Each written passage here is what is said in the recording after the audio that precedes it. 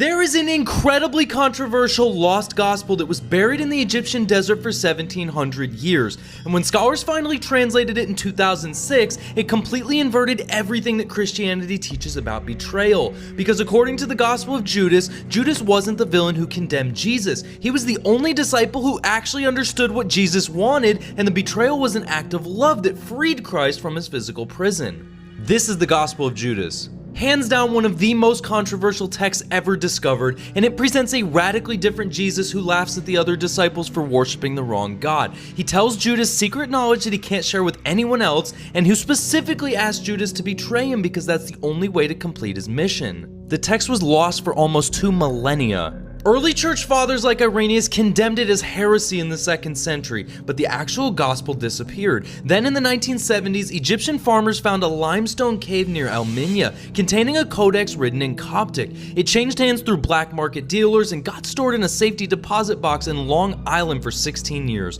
And finally, it was translated in 2006. And let me tell you, when this translation came out, it shook biblical scholarship. This one isn't just a different perspective, it's an entirely different cosmology where the God of the Old Testament is a false deity, and where Jesus came to reveal secret knowledge rather than die for sins, and also where Judas is the hero of the story. So here's what happens. Jesus is teaching the disciples, and they start discussing a vision that they had of priests making sacrifices in a temple. They think that this is holy, righteous worship, but Jesus laughs at them. He says, "It is not the God of truth you serve, but your own God," meaning they're worshiping the demiurge, also known as the false creator God. The priests in their vision represent the Christian clergy who will come after Jesus, still trapped in worshiping the wrong deity. As you might assume, the disciples get angry. But Judas? Well, Judas sees something the others can't. He approaches Jesus privately and says, "I know who you are and where you have come from. You are from the immortal realm of Barbello." Yes, Barbello. The Mother, Father God, the first emanation of the true and unknowable God. Judas is the only one who recognizes that Jesus isn't the son of the creator God Yahweh. He's an emissary from the realm of true divinity that lives beyond this false creation. Jesus actually takes Judas aside and tells him, "Step away from the others and I shall tell you the mysteries of the kingdom. It is possible for you to reach it, but you will grieve a great deal." Now, there's an interesting counterpoint here. In John 18:20, Jesus says, "I have spoken openly to the world. I always taught in synagogues and at the temple. I said nothing in secret." Now, the canonical gospels emphasize Jesus teaching publicly with no hidden knowledge, but the Gospel of Judas shows Jesus doing exactly what John 18:20 says he didn't do, pulling one disciple aside to reveal mysteries the others can't handle. In this gospel, Jesus reveals the entire Gnostic cosmology. He reveals how the true God exists beyond all creation, how the material world was made by ignorant archons, how human souls contain divine sparks trapped in flesh, and critically, how Jesus himself is trapped in a body and needs to escape it. This is the key. In traditional Christianity, Jesus' death is a sacrifice for sin. The crucifixion redeems humanity. But in the Gospel of Judas, Jesus' body is a prison. He's a divine being of light who descended into matter and got stuck in flesh. The crucifixion isn't a sacrifice, it's an escape route. Jesus wants to be killed because that's how his spirit can return to the pleroma. And as you might imagine, the other disciples really don't understand this. They still think that Jesus is the Messiah who will establish God's kingdom on earth. They're still operating in the framework where this world matters and where this body matters and where the creator God is legitimate. And only Judas understands. Jesus tells him explicitly, "You will exceed all of them, for you will sacrifice the man that clothes me." The man that clothes me? You mean the body is just a garment?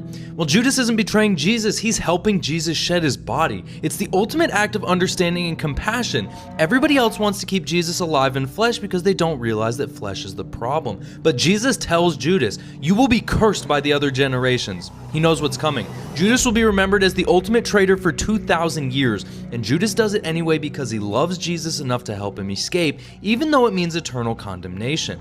The gospel shows Judas in agony over this. He has a vision of the disciples stoning him. He knows what accepting this role will cost him, but he does it because he's the only one with the gnosis to understand. Jesus says, "Already your horn has been raised, your wrath has been kindled, your star has shone brightly, and your heart has prevailed." Judas is ascending. His willingness to be misunderstood forever, to commit the act everyone will call evil, is actually the highest form of love. And here's where it gets even more radical. The gospel implies the entire Christian church is built on a misunderstanding. All of the disciples except Judas founded Christianity, established churches, worshiped the Creator God, and treated Jesus' death as sacrifice rather than liberation. They created a religion that Jesus himself laughed at. Now, the priests making sacrifices that the disciples saw in their vision, well, Jesus says they're the ones who will lead the multitudes astray, meaning Christian clergy for 2,000 years, all worshiping the wrong God and all missing the point according to the Gnostic Jesus. The billions of Christians who came after, venerating the cross, celebrating the crucifixion as sacrifice, and condemning Judas,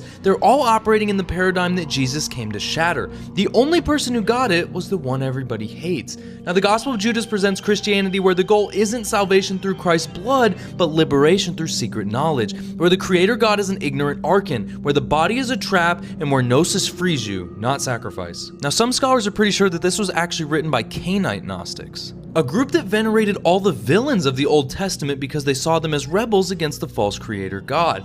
Cain was a hero for rejecting the demiurge's sacrificial system. The serpent in Eden brought knowledge, and Judas was the greatest hero for understanding what Jesus actually needed. Whether you think this gospel is legitimate revelation or heretical fan fiction, it raises an uncomfortable question. What if the greatest act of love in human history has been called the greatest betrayal for over 2,000 years? And what if the only person who truly understood Jesus has been condemned by everyone who claims to follow him? The Gospel of Jesus suggests that Christianity as we know it is built on fundamental misunderstanding, and the person who had it right was erased from history as the ultimate villain. Betrayal becomes compassion, the hero becomes the villain, and the entire religion is exposed as worship of the wrong God by people who never understood what Jesus was actually saying. So if you want more suppressed gospels, like the video, let me know what you think about the Gospel of Judas in the comments below, and follow for more deep dives like this. Till next time.